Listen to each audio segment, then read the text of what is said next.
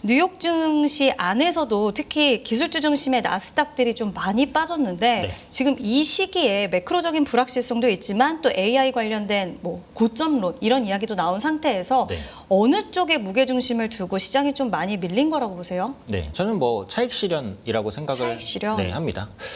밸류적인 부담이 없지는 않지만 AI의 성장성을 놓고 보면 그렇게까지 크지는 않았다고 보거든요. 다만 너무 가파르게 올랐죠. 그러니까 이게 반도체 지수가 계속 상승을 하다가 4월 정도부터 필라델피아 반도체 지수의 상승 각도가 어마어마하게 가팔렸습니다. 그리고 조정도 별로 없었어요. 그러니까 조정이 아예 없었던 건 아닌데 조정을 주고 그걸 곧바로 회복하는 모습이 한 두세 번 정도 나왔습니다. 그래서 시장도 실적이 너무 좋아지는 것은 맞지만 AI 성장성 너무 좋지만 어쨌든 고점에 대한 부담이 있는데 언젠간 차익 실현 매물이 나오겠다라고 생각을 하면서도 그 시기가 언젠지를 몰랐거든요. 근데 이번에 고용 지표가 또 굉장히 좋게 나왔죠. 그래서 금리 인상에 대한 리스크가 커지면서 차익 실현에 대한 빌미를 마련했다. 이렇게 봅니다. 사실 금리 인상 리스크는 최근에만 부각된 것은 아니에요. 아마 지난달부터도 계속 압박이 있었는데 그런 부분들을 무시하고 A 성장성이 너무 좋으니까 계속 이제 치고 올라왔다. 이렇게 생각을 하거든요. 물론 이번에 그 고용 지표가 잘 나온 것도 일시적이라는 분석도 있어요. 그러니까 조금 있으면 북중미 월드컵이 진행되잖아요. 그래서 거기서 동원되는 분들이 뭐 일시적으로 고용됐다. 이런 말도 있고 데이터 센터를 요즘에 엄청 많이 짓다 보니까 데이터 센터를 짓는 분들이 뭐 많이 순간적으로 고용됐다. 이런 분석도 있더라고요. 근데 어쨌든 지표가 잘 나온 건 맞으니까 그에 따른 충격이 있었고 4월 달에 미국의 CPI가 3.8%가 나왔습니다. 엄청 높은 거예요. 그런데 그때는 시장이 그걸 별로 신경을 안 썼죠. 왜? 이란과 미국의 전쟁 때문에 단기간에 유가 때문에 올라간 거니까 트럼프 대통령이 그때는 전쟁 빨리 끝나겠다고 되게 큰 소리 치지 않았습니까? 근데 지금까지도 이게 해결이 안 되고 있잖아요. 그래서 유가가 장기화되네? 이렇게 되면 금리 인상 본격화될 수도 있겠구나. 안 그래도 우려하던 차에 고용 지표가 여기에 이제 결정타를 날렸죠. 그래서 올해 금리 인상에 대한 리스크가 훨씬 더 커지다 보니까 빅테크가 충격을 받았다라는 거고 그동안 빅테크가 번 돈으로만 투자를 했으면 또 금리 충격이 아주 크지 않을 수 있습니다. 근데 아시다시피 회사채를 많이 발행을 했잖아요. 그래서 올해 국내 빅테크 5사들이 발행하는 회사채가 아마 평년 대비 10배까지도 늘 수 있다. 이렇게 이제 전망을 하더라고요. 그럼 금리 인상은 투자 비용 부담으로 직결되는 것이고 그래서 요즘에는 유상증자를 많이 하려고 합니다. 구글도 대규모의 유상증자, 메타도 최근에 대규모의 유상증자를 고려하고 있다. 이런 기사들이 나왔어요. 그리고 스페이스X뿐만 아니라 뭐 오픈 AI라든지 뭐 엔스로픽 이런 기업들이 올해 다 IPO를 하잖아요. 그게 금리 부담 때문에 빨리 하는 것이다. 이런 분석도 있어요. 아무래도 주식을 발행하는 게 좀 더 낫다 보니까. 그래서 이런 부분들이 복합적으로 뭐 반영이 됐다. 그래서 결론은 결국 너무 가파른 속도의 상승이었는데 금리 리스크가 부각되다 보니까 약간 울고 싶은데 뺨 맞았다. 뭐 이렇게 볼 수 있지 않을까 싶습니다. 울고 싶었는데 뺨을 맞았다. 그리고 너무 가파른 상승 때문에 이제 하락이 야기될 수밖에 없었다라고 네. 말씀해 주시는데 우리나라 증시도 그렇지만 미증시도 요즘에는 정말 상승과 하락이 굉장히 극단적이라는 생각이 듭니다. 네네. 상승할 때도 극단적으로 오르고 하락할 때도 극단적으로 좀 빠진다라는 생각이 드는데 일단 여러 가지 금리에 대한 부담감이 결국에는 좀 짓눌렀다라고 말씀해 주셨는데 네. 이 부분은 계속적으로 있기는 했어요. 금리 인상 카드 이번에 꺼낼 수 있을 것이다. 맞습니다. 꺼낼 수 있을 것이다. 네. 근데 여기서 또 더 우려가 나오는 건 지정학적 리스크 이야기인 것 같습니다. 네네. 이번 주말에 지정학적 리스크에 대한 좀 우려감을 더 키우는 소식들이 많이 나왔어요. 팀장님이 보시기에는 결국에 이 금리와 굉장히 좀 밀접하게 지정학적 리스크도 지금 연결이 되어 있는데 네. 지정학적 리스크의 방향성 물론 우리가 알 수는 없겠죠. 하루가 네. 다르게 매일매일 소식이 바뀌니까 그렇죠. 이와 관련된 소식은 어떻게 봐야 될까요? 그러니까 지금 미국과 이란의 최신 소식을 보면 트럼프 대통령이 이란이 굉장히 끈질기고 네. 만만치 않다. 이런 발언이 또 나왔더라고요. 그 말은 단기간에 이게 협상을 하기는 어렵다. 요 문제겠죠. 가장 중요한 건 이제 농축 핵을 어떻게 할 것이냐에 대한 부분인데 트럼프 대통령은 원래는 이걸 미국으로 가져와야 된다라고 했죠. 그런데 이제 3국으로 이전할 수도 있다. 이렇게까지 양보를 했지만 이란이 뭐 어디로 확실히 이전할 수 있다. 그러니까 러시아 쪽으로는 좀 할 수 있을 것 같긴 한데 트럼프 대통령이 또 그거는 또 반대하고 있고 이러다 보니까 굉장히 이 부분을 놓고 둘러싼 환경이 좋지 않고 이란은 자기들이 유리하다고 생각을 하는 것 같기는 하죠. 호르무즈 해협이 봉쇄가 됐으니까 당장 풀리지 않는다면 원유는 물론 이란에 쌓이니까 힘드니까 이란도 힘들지만 원유를 사가지 못하는 업체의 물가 압력이 너무 크고 트럼프 대통령이 이제 중간 선거를 앞두고 있다는 걸 이란도 알고 있잖아요. 그래서 지지율이 안 좋은 상황에서 전쟁을 질질 끌 수는 없을 것이다. 결국 협상을 하긴 할 건데 누가 더 많이 양보를 하냐. 근데 트럼프 대통령이 성격상 많이 양보하면서 끝내는 꼴은 보기 힘들 것 같기는 하거든요. 그래서 결국은 앞으로도 장기화될 가능성이 높다. 이렇게 예측하는 게 합리적이긴 한 것 같습니다. 그러면 현재의 고유가가 계속 유지되고 인플레이션에 대한 압력은 지속적으로 있겠죠. 그래서 이런 부분들이 시장의 추가 하락을 불러올 수 있고 또 반등을 하더라도 계속 상단을 제약할 수 있는 요인으로 작용하지 않을까 생각됩니다. 그럼 결국에는 금리 상승이 진행될 수밖에 없는 지금 환경 쪽으로 가고 있다. 네. 왜냐하면 이란도 쉽게 물러서지 않고 네, 그렇죠. 이란은 어떻게 보면은 지금 트럼프 대통령의 중간 선거를 의식을 해서 네. 더 강하게 나갈 수 있는 힘을 좀 받고 있다라는 생각도 들어요. 맞습니다. 그럼 이제 지정학적 리스크는 우리가 어떻게 할 수 있는 부분이 아니니까 한번 이대로 어떻게 흘러가는지를 지켜보는 가운데 결국 그동안 그럼에도 불구하고 시장을 그래도 눌러줬던 건 계속해서 금리 올라오고 그런 매크로적인 불확실성이 올라올 때마다 진정을 시켜줬던 게 반도체인데 반도체 쪽에서도 이런 급락이 나오면 우리나라 기업들은 과연 어떻게 될까? 네. 그러니까 일각에서는 금요일날 삼성전자, SK 하이닉스 많이 빠졌기 때문에 한상 선반영이 있을 수 있다. 그러니까 반대급부적으로 우리나라는 금요일날 많이 빠졌으니까 월요일날 좀 제한적으로 빠지지 않을까 희망회로에 대한 이야기도 있어요. 네. 팀장님이 보시기에는 그래도 또 추가적인 하락이 크게 나올 수 있을까? 반도체 투톱 어떻게 보세요? 네, 당연히 추가 하락이 크게 나온다라고 봐야 될 것 크게 같고요. 나온다. 네, 그래서 주말 동안에 반영된 이슈는 금요일 날 반영된 이슈가 아닙니다. 네, 마이크론을 비롯한 필라델피아 반도체 지수가 너무 많이 빠졌고요. 야간 선물이 마이너스 8%면 하한가까지 갔고요. 근데 그동안 이제 상승을 주도했던 반도체가 특히 미증시에서 많이 밀렸잖아요. 근데 국내 증시를 주도했던 건 누가 뭐래도 반도체입니다. 같은 섹터의 하락으로 본다면 삼성전자, SK하이닉스가 이제 큰 폭의 급락을 하겠죠. 사실 이거는 사후적인 얘기지만 그 레버리지가 나온 게 시기적으로 좋지 않았다. 이런 생각이 있죠. 단일 종목 레버리지가 너무 많이 올라갔을 때 나왔잖아요. 그러니까 진작에 나와든지 아니면 아주 나중에 나오든지 이랬어야 되는데 포모에 좀 극심하게 시달리셨던 분들이 이거 레버리지 나오면 내가 여길로 지금까지 못 본 거 한 번에 만회한다. 그렇게 하면서 이제 한 번에 훅 들어가다 보니까 오버슈팅이 나왔고 안 그래도 오버슈팅 때문에 부담스러운데 금리 얘기 그리고 미증시 폭락 이런 부분이 겹치다 보니까 이 매물이 좀 세게 나올 수밖에 없지 않았나. 이 정도의 생각입니다. 그래서 어쨌든 삼성전자, SK하이닉스의 월요일장 급락 출발은 현재 시점에서는 어쩔 수 없을 것 같아요. 그래서 보유하고 계신 분들이 이거 빨리 팔고 가자 아마 손이 안 나가실 것 같아요. 프리에서부터 마이너스가 막 10% 막 이렇게 찍히면 그래서 현재는 어쩔 수 없이 보유하고 계신 분들은 조금 더 관망해야 되는 그런 위치라고 생각합니다. 어쩔 수 없이 관망을 해야 된다라고 말씀해 주시니까 갑자기 저도 좀 무서워지는데 네. 지금 레버리지 2배 하이닉스 같은 경우에는 금요일날 거의 최저점을 찍더라고요. 네네. 그래서 2배 레버리지 상품을 매수하셨던 분들은 저도 좀 우려가 됐는데 팀장님이 보시기에 이분들은 그러면 월요일날 어떻게 대응을 해야 될까 이 부분이 좀 고민이 많이 되세요. 네. 본주를 갖고 계신 분들은 그냥 관망하시는 게 맞을 것 같고 네. 레버리지 ETF 상품을 사신 분들은 어떻게 해야 될까요? 네, 파시는 게 낫다고 생각해요. 그냥 팔자. 네, 그래서 지금 그 본주를 갖고 계시면은 반도체 성장성이 꺾인 건 어쨌든 없으니까 금리라든지 가파르게 올라온 조정이라고 한다면 저는 재반등을 할 거라고 봅니다. 다만 그 재반등의 시기를 예측할 수는 없겠죠. 이제 펀더멘털적으로 반도체에 대한 성장 스토리가 깨진 거는 없다. 네, 그거를 믿고 가시면 될 것 같고 레버리지는 그럼 궁극적으로 반도체 올라오면 레버리지도 갈 수 있는 거 아니냐. 근데 그게 아니라는 게 문제죠. 네, 1별 2배를 추종하기 때문에 음의 복리 효과 이게 진짜 엄청 무섭거든요.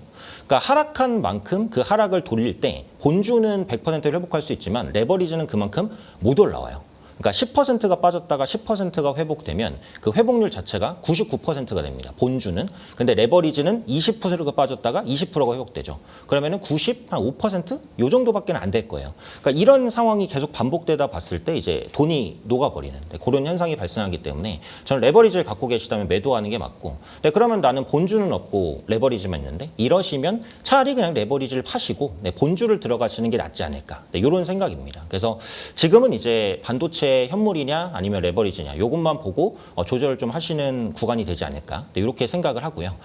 그래도 좀 희망적인 얘기를 한번 해보면 이런 생각은 있어요. 그러니까 그동안 우리나라 반도체가 올라갈 때 외국인이 엄청나게 팔았잖아요. 근데 그 매도의 이유로 주로 됐던 게 우리나라 비중이 너무 높아지니까 기계적으로 팔았다 이거였잖아요. 그래서 제가 이제 실제로 증권사 지인분의 말씀을 들어보니까 이 외국계 자금을 운용하는 회사, 뭐 사모펀드가 됐든 아니면 증권사가 됐든 여기서 실제로 한국 비중이 높으니까 줄이라는 압박을 지금도 받고 있대요. 그래서 실제로 이게 비중에 의해서 줄이는 게 맞나 보다 이런 생각을 하게 되거든요. 근데 지금 코스피의 그 평균 외국인 보유 비중을 보면 과거 10년간 30%에서 38% 사이였습니다. 근데 외국인이 지금 많이 120조를 올해 팔았는데 40%예요. 그러니까 아직도 높잖아요. 그래서 현 주가 기준으로 보면 이제 더 밀릴 수도 있지만 근데 이 40%라는 비중이 지난주 목요일 기준입니다. 근데 지난주 금요일에 시장 꽤 빠졌죠. 월요일 날 아마 굉장히 많이 빠질 거죠. 그러면 외국인 비중이 생각보다 빠르게 줄어들 것 같아요. 그럼 예전보다, 그러니까 월요일은 어쩔 수 없이 외국인이 팔겠지만 화요일, 수요일부터는 매도 규모가 줄거나 어쩌면 다음 주 내에 순매수 전환까지도 할 수 있지 않을까. 요 정도는 제가 생각을 하거든요.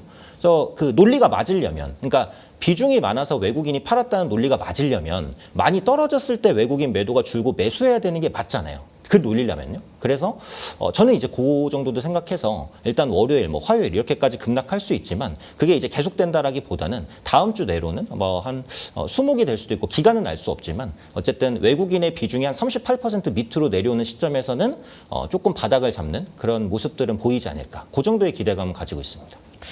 네, 일단 외국인이 우리가 항상 이야기했던 기계적인 매도, 리밸런싱 과정 속에서 한국 주식 비중이 너무 높다 보니까 그들의 입장에서도 한국 주식을 줄여야 되는 상황이다. 그래서 매도세가 지금까지 굉장히 좀 크게 나왔는데 이 부분이 최근 든 하락으로 인해서 조정이 된다라고 했을 때는 다시 어느 정도 매도가 줄어들거나 또는 매수로 전환되는 시그널이 나와줄 수도 있다라고 말씀해 주셨어요. 그러면 우리 투자자분들은 이게 궁금해집니다. 그들이 그러면 매수에 다시 가담을 하게 되면 반도체 위주로, 투톱 위주로 매수에 다시 가담을 해줄까요? 아니면 그동안 실적이 좋은데 못 올랐던 조선, 방산 뭐 이런 쪽으로의 매수세가 들어올까요? 그래서 이게 지금 보시면 외국인이 반도체에서만 엄청 팔고 있구나. 요것만 생각하시지만 은근히 실적주를 계속 사고 있습니다. 조용히 오히려 딴 쪽은 매수하고 있다. 맞습니다. 그래서 지금 코스닥 수급을 보면 최근에는 외국인 코스닥 수급이 좀 약화가 됐죠. 근데 코스피 대비해서는 확실히 괜찮았어요. 순매수를 뭐 몇 조 단위로 사는 건 아니지만 몇 천억씩 꾸준히 샀는데 그때 매수한 종목들을 보면 대부분 현재 실적이 좋거나 아니면 앞으로 실적이 좋을 것 같은 종목이고요. 코스피도 마찬가지입니다. 그러니까 코스피에 요즘에 외국인이 산 종목을 보면 뭐 포스코홀딩스도 있고요. 그다음에 달바글로벌도 있고요. 그러니까 신세계도 있고요. 그러니까 이런 종목군들은 다 실적이 받쳐주는 기업이에요.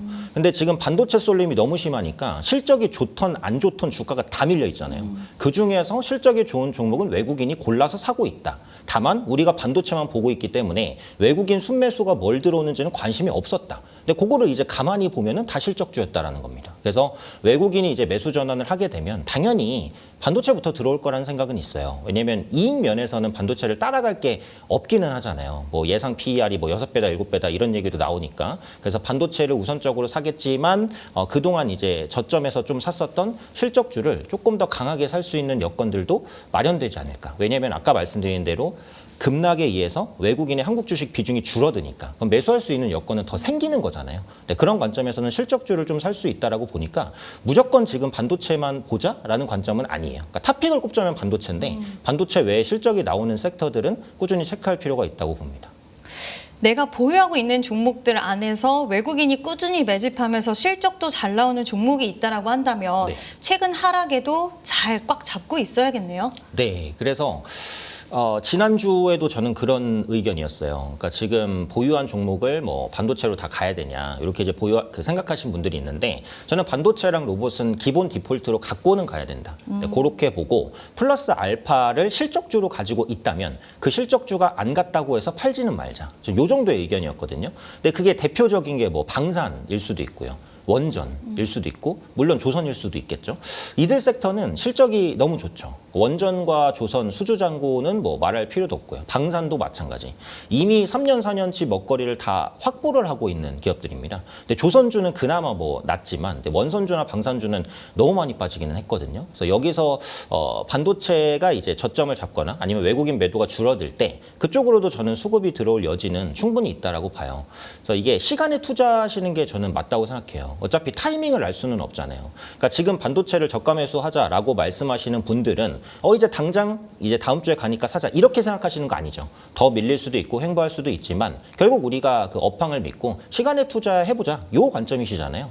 그래서 저는 이제 원전주든 방산주든 화장품이 될 수도 있고요. 실적이 좋은데 억울하게 밀린 종목들은 일단은 보유를 해야 된다. 다만 많이 빠졌다고 다 실적주는 아니잖아요. 뭐 예를 들면은 뭐 컨텐츠 관련주 이런 것들은 실적이 안 좋습니다. 뭐 예를 들어서 뭐 CJ ENM이나 스튜디오 드래곤 이런 것들은 안 좋고 많이 빠졌잖아요. 그래서 안 좋고 많이 빠진 거 말고 좋은데 수급 때문에 많이 빠진 거 이런 것들은 계속 홀딩 의견을 힘들지만 조금 가자 이렇게 말씀드리고 싶습니다.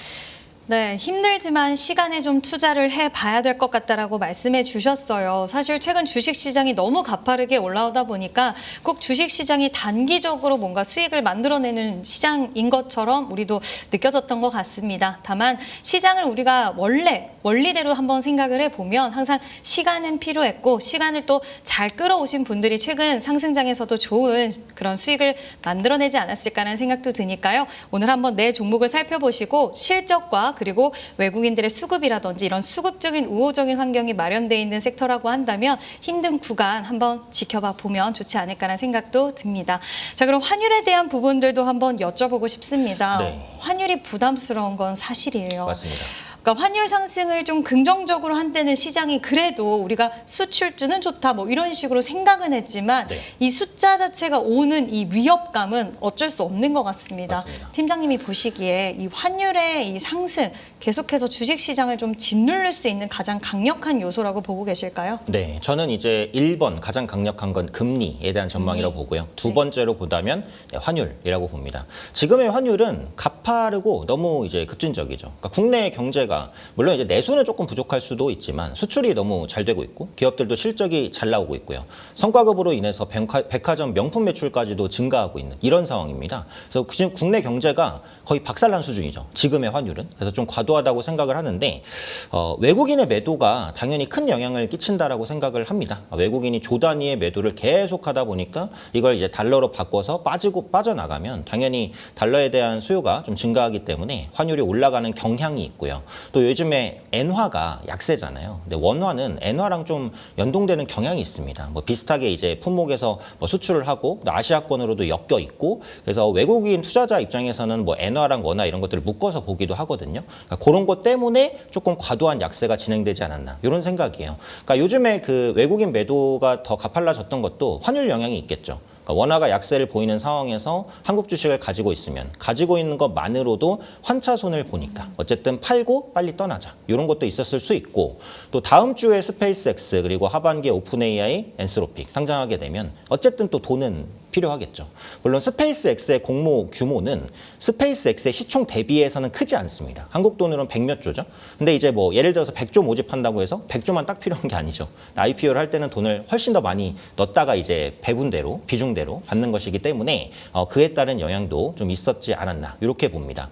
그래서 저는 이 환율을 정부 개입으로 좀 꺾어야 되지 않나 이렇게 생각을 하기는 합니다. 그러니까 가만히 놔둬서 이게 안정이 될까 하면은 지금은 좀 힘들 것 같아요. 그러니까 월요일도 지금 추가 환율 압박을 상승 압박을 좀 받을 수도 있잖아요. 물론 이번 주에 그 부총리가 구두 개입을 하기는 했어요. 이거는 좀 비정상적이고 우리가 좀 나서야 될 수도 있다. 했지만 아무 소용이 없었습니다. 그래서 지금 이제 구두 배입이 잘 안 먹히는 것 같고요. 실질적으로 가지고 있는 달러를 뭐 풀어서라도 안정을 시키거나 아니면 지금 수출업체들이 돈을 엄청 잘 벌잖아요. 달러를 엄청 가지고 있습니다. 근데 그 달러가 제대로 안 풀리는 거예요. 제가 볼 때는. 왜 안 풀리냐? 환율이 계속 올라가는데 빨리 풀 필요가 없죠. 그러니까 이제 가지고 있는 겁니다. 그럼 그런 부분들을 정부가 이런 것들은 좀 빨리 그 매도를 해서 돌려라. 이렇게 이제 얘기할 수도 있지 않을까. 저는 이제 그 시장에 개입하는 게 좋다는 건 아닌데 지금 좀 약간 비상이잖아요. 어떻게 보면 1,560원까지. 그래서 그렇게 되는 상황에서는 정부가 사실 좀 개입을 해서 환율을 좀 꺾어주는 그런 모습이 나타나야 될 것 같고 그렇게 되면 외국인 매도 규모가 조금이라도 좀 줄어들 수 있지 않을까. 이 정도의 생각은 있습니다. 네, 일단 정부 개입으로 인한 환율이 좀 안정화가 되고 그렇게 네. 되면 증시 자체도 좀 우호적으로 변화할 수도 있고 환율도 네. 안정화를 좀 찾아갈 수 있을 것이다 라고 말씀을 해주셨는데 아까 가장 지금 공포스럽게 느끼는 건 금리다라고 말씀을 해주셨어요. 맞습니다. 금리에 대한 부분은 뭐 좀 더 추가적으로 이야기를 나눠보면 네. 지금 일본 같은 경우에도 6월 달 금리 인상이 진행이 될 것이다. 네. 그리고 한국 같은 경우에 지금 7월 달 이야기가 나오고요. 네. 그리고 미국 같은 경우에도 마찬가지로 7월, 10월 이야기가 또 나오기도 하고 여러 가지 금리 경로에 대해서는 좀 인상 쪽으로 무게를 가져가는데 일각에서는 일단 경기가 탄탄한 와중에 정말 물가만 잡기 위해서 금리 인상 경로를 타는 거라서 그래도 좀 다행이다라는 시각도 있더라고요. 팀장님이 보시기에 이 부분은 금리가 가장 우려된다라고 하셨는데 이러한 해석들에 대한 부분들은 좀 어떻게 보세요? 지금의 경기만 있었고 만약에 유가로 인한 상방 압력, 물가 상방 압력이 없었다면 아마 금리를 안 올렸을 것 같아요. 그러니까 원래는 안 올릴 수 있었던 게 네. 이제 올라가는 부분이라서 좀 부담으로 느껴진다. 네, 저는 이제 그렇게 보는 거죠. 물론 그 사람마다 해석은 다를 수 네. 있겠습니다만 단순히 금리가 올라간다? 이건 상관이 없습니다. 경기가 너무 좋아요. 이 과열된 경기를 식히기 위해서 금리를 올린다면 말씀해 주신 대로 이제 펀더멘털이 좋기 때문에 시장에 큰 영향을 끼치지 않을 거예요. 그러니까 과거 사례를 봐도 미국이 금리를 올렸을 때 주식이 항상 빠졌냐? 아닙니다. 네, 금리를 올렸을 때 같이 올라간 적도 있고요. 올렸을 때 빠진 적도 있어요. 근데 그 두 가지 중에 차이는 어떤 요인으로 올리냐죠. 네, 경기가 너무 좋기 때문에 과열을 잡기 위한 금리 인상이냐? 아니면 공급 충격에 의한 약간의 스태그플레이션 같은 인상이냐? 요건데 저는 이 두 개가 물론 지금은 섞여 있을 수도 있습니다. 하지만 무게를 둔다면 유가 충격에 의한 금리 인상이 더 강한 것 같아요. 그럼 시장도 이게 경기는 지금 금리를 안 올려도 될 것 같은데 오히려 내릴 수도 있을 것 같은데 잘하면 유가 때문에 못 내리는구나. 이렇게 해석을 할 수가 있다라고 보고 그게 이제 꾸준하게 시장을 압박할 가능성이 높다라는 거죠. 그러니까 그런 관점에서 보면 유가가 여전히 너무 중요합니다. WTI, 브렌트유 한 $80 정도 선까지만 와도 괜찮을 것 같은데 그러니까 계속해서 $90 선에 있다는 것 자체가 전쟁 리스크가 계속 가겠구나 이렇게 보는 거고 지금 우려하는 건 또 이거예요. 이제는 미국과 이란이 협상해도 유가 빨리 안 내려간다. 왜냐하면 지금 뭐 정유시설이나 이런 것도 많이 파괴가 됐죠. 이란도 계속 이제 원유 생산하다가 원유 생산하는데 가보신 분 별로 없겠지만 폭포수처럼 쏟아져 나옵니다. 원유가. 근데 그거를 못 파니까 저장할 데도 없어서 닫아놔요. 근데 이게 오래 닫아놓으면 좀 그 불순물이 쌓이면서 바로 쓸 수가 없다고 하더라고요. 그래서 그거를 또 그 풀린다고 해서 이제 원유 뽑아서 팔아 이게 안 된대요. 그러니까 그러면은 미국과 이란이 협상을 하고 그 호르무즈 해협이 풀려도 생각보다 원유 공급이 원활하지 않을 수도 있겠구나. 또 일각에서는 지금 뭐 중국 경기나 이런 부분이 좀 회복되다 보니까 수요단에서의 압박도 있다고 봅니다. 그러니까 원유 수요가 이전보다는 좀 개선되고 있다라는 얘기죠. 전기도 너무 많이 필요하잖아요. 그래서 그런 부분들 때문에 이 물가의 압박이 공급단으로 저는 살짝 더 보고 있어요. 그래서 이 부분은 시장에 계속해서 조금 악영향을 줄 수 있는 요인이 될 수는 있겠다. 이렇게 보고 있습니다.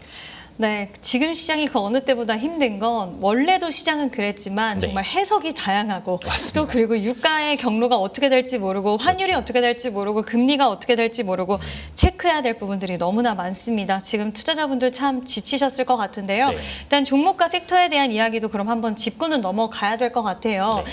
젠스낭 CEO, 젠스낭 효과 이번 주 시장을 굉장히 좀 우호적으로 만들어줄 거라고 생각을 했는데 네. 목요일, 금요일에는 오기도 전에 효과가 끝난다라는 네. 생각이 들 정도로 네. 굉장히 대형주 중심으로 하락폭이 컸습니다. 맞습니다. 근데 팀장님이 보시기에는 결국 이 젠스낭 효과가 정말 소멸이 됐다라고 보시는지 네. 그리고 젠스낭 효과 이후에도 우리가 좀 봐야 되는 섹터 아까 반도체 로봇은 디폴트로 가져가야 된다라고 말씀해 주셨는데 네. 이 두 섹터를 유망하게 보시는 부분은 반도체는 뭐 실적이라고 해도 네. 로봇 같은 경우에는 실적은 아직까지는 좀 미흡하잖아요. 그렇죠. 맞습니다. 근데 성장성의 무게를 두고 계시는 걸까요? 궁금할까요? 네, 그렇죠. 일단은 요 얘기부터 한번 하면 그 젠슨 왕이 이제 4가지 선물을 가져왔다라고 네. 하면서 이제 풀어놓은 게 베라 루빈, 베라 CPU, 그다음에 AI 노트북 라인업, 스파크가 있었고요. AI 엣지 컴퓨팅, 제슨 토르입니다. 근데 이게 왜 선물이지? 라는 생각을 했어요. 이거는 오히려 이제 엔비디아에 조금 더 선물 같긴 한데 이런 생각도 했어요. 일단 지금 그 베라 루빈이나 베라 CPU에 소캠2 들어가고 국내 HBM 들어가는데 우리가 엔비디아 말고 HBM 팔 데가 없나? 아니요. 많거든요. AMD에 팔아도 되고 인텔에 팔아도 됩니다. 물론 엔비디아가 중요하죠. 굉장히 중요한 고객이고 가장 많이 HBM을 사는 빅 고객이기는 합니다. 근데 엔비디아에 못 판다고 해서 우리가 못 파는 것도 아니고 급한 거는 더 엔비디아 같은데 저는 이런 생각을 했고요. AI 컴퓨팅도 마찬가지예요. 근데 이거는 그 AI 자체적으로 어떻게 보면 온디바이스 AI를 구축할 수 있는 PC를 만들겠다. 요거잖아요. 여기에 당연히 필요한 것도 메모리인데 엔비디아 입장에서는 메모리가 더 간절하니까 더 중요할 것 같고 이 휴머노이드 AI 엣지 컴퓨팅 제슨 토르는 그러니까 엣지 컴퓨팅이라고 해서 휴머노이드가 클라우드를 통하지 않고 휴머노이드 자체적으로 판단을 할 수 있는 AI입니다. 그러니까 지금 젠슨 왕이 노리는 건 로봇을 직접 만들겠다는 게 아니죠. 로봇 하드웨어 기업과 손을 잡고 그 로봇의 두뇌, 프로그램, 플랫폼 이런 것들을 우리가 다 장악하겠다. 그러니까 기존에 있는 아이작 플랫폼에 제슨 토르를 더해서 우리가 두뇌를 다 먹겠다라는 거예요. 그래서 젠슨 왕이 만나는 그 국내 기업을 보면 LG도 만나고 삼성도 만나고 현대차도 만나고 두산도 만납니다. 그 이들의 공통점은 뭐냐? 하드웨어를 뽑아낼 수 있는 그런 기업들이라는 거죠. 그러면은 우리가 두뇌를 먹기로 했으니까 너랑도 협업하고 너랑도 협업하고 다수의 이제 협업을 한다면 이거는 오히려 제가 볼 때 엔비디아가 더 기회를 잡는 거라고 생각하거든요. 그래서 저는 개인적으로는 이 선물에 대한 게 살짝 개인적으로 좀 실망했다. 그러니까 서로 좋은 겁니다. 네, 서로 좋은 겁니다만 선물이라는 것은 이제 상대한테 훨씬 더 좋아야 되는 게 아닌가. 그래서 이거는 서로 이제 그 연관이 있는 거라고 보고요. 저희 로봇 관련주는 제가 좋게 보는데 그 모든 로봇 관련주를 좋게 보지는 않습니다. 일단 기본적으로 이제 현대차 그룹 그리고 그 다음에 본다면 LG그룹. 저는 이 정도예요. 그러니까 제가 보는 로봇 시각은 가격입니다. 누가 가장 싸게 로봇의 완성품을 만들 수 있을까? 요거거든요. 근데 그 핵심은 액추에이터라는 걸 이제 많은 분들이 아세요. 로봇을 만드는데 50에서 60%는 액추에이터 비용이니까. 그럼 그 액추에이터 내재화를 하지 않고 싸게 로봇을 만들 수 있냐? 절대 안 된다고 저는 생각합니다. 근데 현대차 그룹은 현대모비스가 액추에이터 전담하죠. LG는 LG전자가 액추에이터를 전담을 합니다. 개별적인 액추에이터 브랜드도 있어요. 악시움이라고 해서. 그래서 그것이 가능하다고 한다면 그룹 내에서 로봇 일관화를 할 수 있는 업체들이 결국은 경쟁력을 가져간다. 저는 이렇게 봐요. 그러니까 로보티즈가 얼마 전에 그 AI 사피엔스라는 로봇을 발표했는데 1,000만 원대에 2,000만 원? 이거밖에 안 됩니다. 중국 업체랑 경쟁할 수 있는데 왜 이렇게 싸냐? 부품을 95% 다 자체 조달했어요. 액추에이터도 자체 조달. 대부분의 부품 다 자기 거 썼고요. 두뇌만 엔비디아 거 갖다가 꼈습니다. 그래서 그렇게 싸게 만들 수 있었던 거거든요. 그래서 저는 기술은 상향 평준화 될 거라고 봐요. 결국 가격 모멘텀으로 휴머노이드가 경쟁해야 된다면 그걸 만들 수 있는 업체들은 현대차 그룹, LG 그룹 이 정도가 되지 않을까. 당연히 저는 밸류상 현대차 그룹이 더 좋다고 봅니다. 왜냐하면 PER적으로는 뭐 기아 같은 경우 8배밖에 안 돼요. 그래서 좋은데 LG 그룹은 너무 많이 빠진 것 같긴 해요. 또. 현재 위치에서. 그래서 지금 또 접근하기에는 나쁘지 않은 것 같아서 그 두 그룹주 중심으로 저는 이제 좋게 말씀드리는 거지 모든 로봇주를 말씀드리는 건 아니다. 그렇게 언급드리고 싶습니다.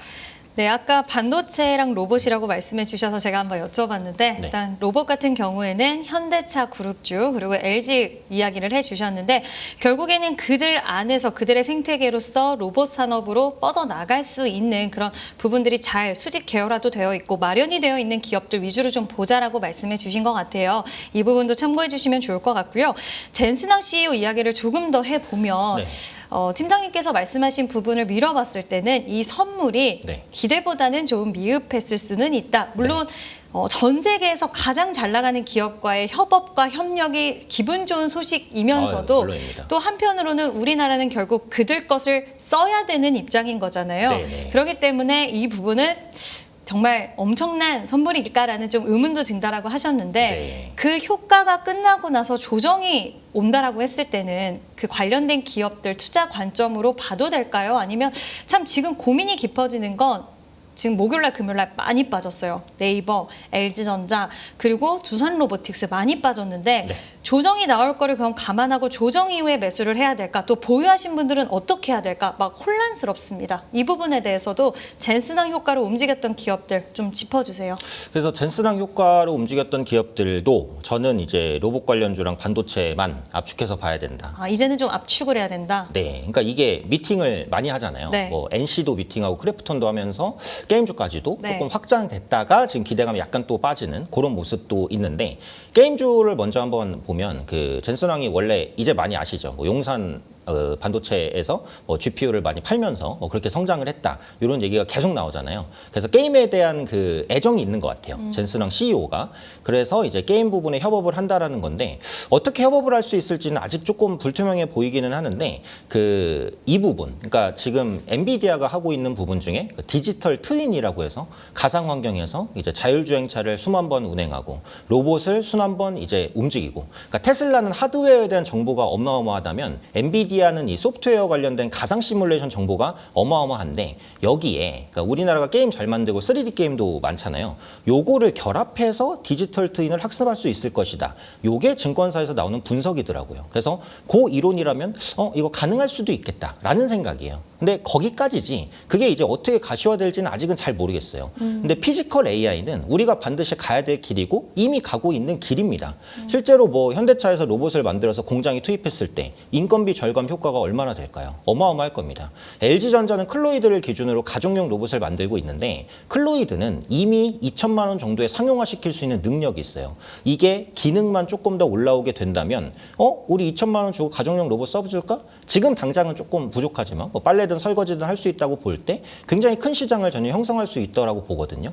그러니까 조금 더 가시적이라고 보여져요. 성과가. 그래서 저는 이쪽으로 좀 집중을 해보자. 네, 이렇게 말씀드리는 거라서 젠슨 황후로 엮인 종목이라면 저는 반도체 로봇 현재는 그 정도를 보고 있습니다.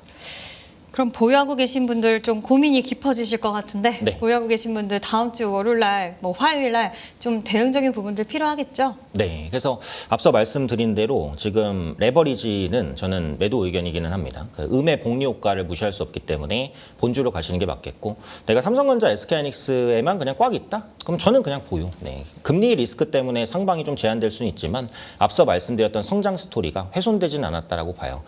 물론 지금 이제 증권가에서 삼성 SK하이닉스의 PER을 뭐 6배 정도 그렇게 이제 보고 있는데 저는 그거에는 동의하진 않습니다. 왜냐하면 그거는 앞으로 이제 반도체 가격이 계속 빠른 속도로 올라갔을 때를 가정해요. 근데 이제 반도체 상승 속도는 많이 둔화가 될 거예요.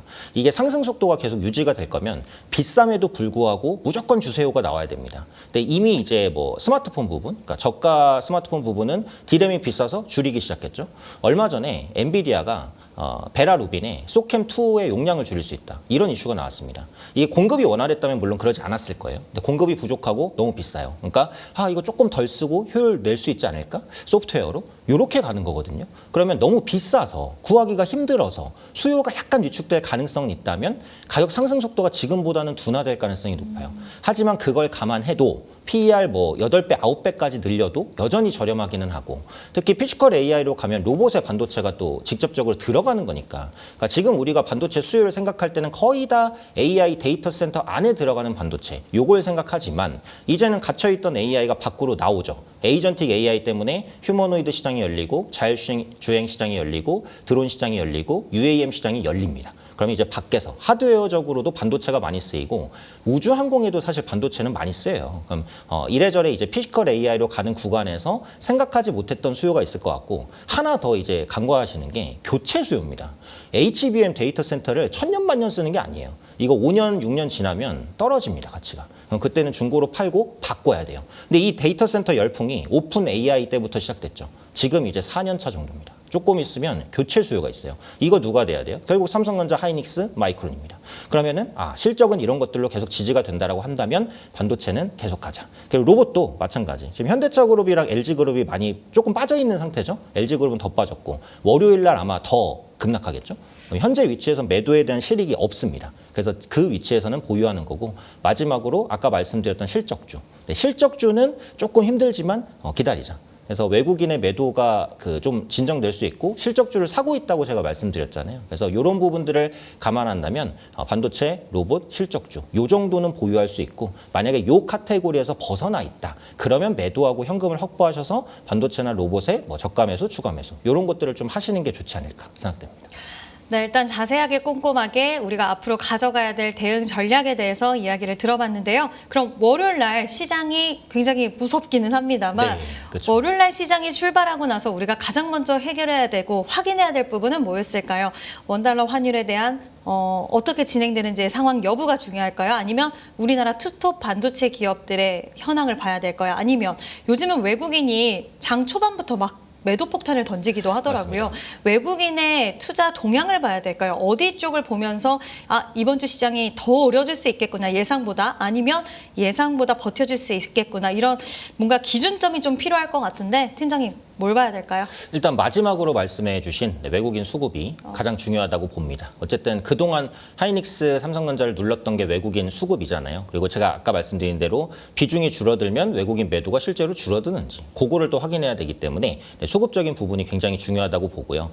개인 수급도 더 중요하죠. 그러니까 지금까지 시장을 이끈 게 개인 수급이었고 지금 투자자 예탁금 규모를 보시면 139조 원 찍혔습니다. 어마어마합니다. 아직도 이제 주식을 사고자 하는 자금이 많다는 것은 개인 투자자분들이 저가 매수에 가담할 수 있는 여력은 있다라는 얘기예요. 그리고 저가에 매수하시면서 수익 본 경험을 지금 계속 쌓으셨잖아요. 근데 이번에는 무서우니까 좀 손 뗄래라고 할지 아니면 이제 적극적으로 매수해보자라고 할지는 가봐야지 알겠죠. 그래서 월요일 날은 일단은 급락 출발을 할 텐데 오후장까지는 보셔야겠죠. 이게 밑꼬리가 좀 달리는지 외국인 매도가 좀 주는지 혹은 개인 투자자가 굉장히 적극적으로 사는지 그래서 이런 부분들로 인해서 뭐 밑꼬리가 달리거나 장중에 회복하는 모습이 보인다면 생각보다 조금 빨리 올라올 수도 있지 않을까? 요 정도고 그런데 밑꼬리가 달리지 않고 그냥 장대 음봉으로 마감을 하고 외국인은 여전히 많이 팔고 개인의 힘도 좀 약해졌다. 이렇게 판단이 되면 조정이 조금 더 길어질 수 있겠구나. 그러니까 요 정도로 볼 수 있을 것 같아요. 그래서 결국은 수급.